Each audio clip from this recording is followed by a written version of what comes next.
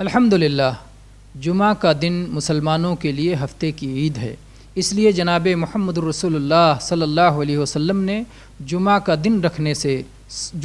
دن صوم رکھنے سے منع فرمایا ہے۔ خاص طور پر کوئی اس لیے جمعہ کے دن صوم رکھے کہ آج جمعہ کا دن ہے تو اس لیے صوم رکھنا ممنوع ہے۔ چنانچہ متفق علیہ حدیث ہے، نبی کریم صلی اللہ علیہ وسلم فرماتے ہیں لا تخصوا یوم الجمعۃ بالصیام ولا لیلتها بقیام، کہ جمعہ کے دن کو صیام کے لیے مخصوص نہ کرو اور جمعہ کی رات کو قیام اور تہجد کے لیے مخصوص نہ کرو، آپ نے اس سے منع کیا۔ ایسے ہی ابو ہریرہ رضی اللہ عنہ کی روایت ہے متفق علیہ لا یصومن احدکم یوم الجمعہ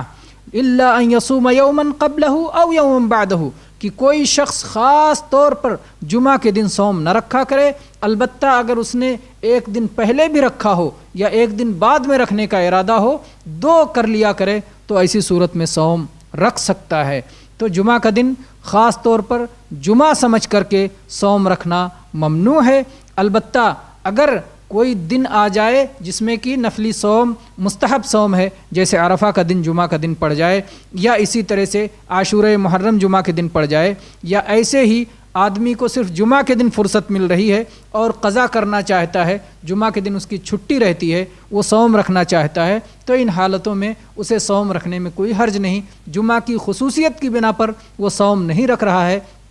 بلکہ اپنی سہولت کی وجہ سے صوم رکھ رہا ہے، تو ایسا صوم رکھنے کی اجازت ہے۔ ھذا واللہ اعلم وصلی اللہ علی نبینا وسلم۔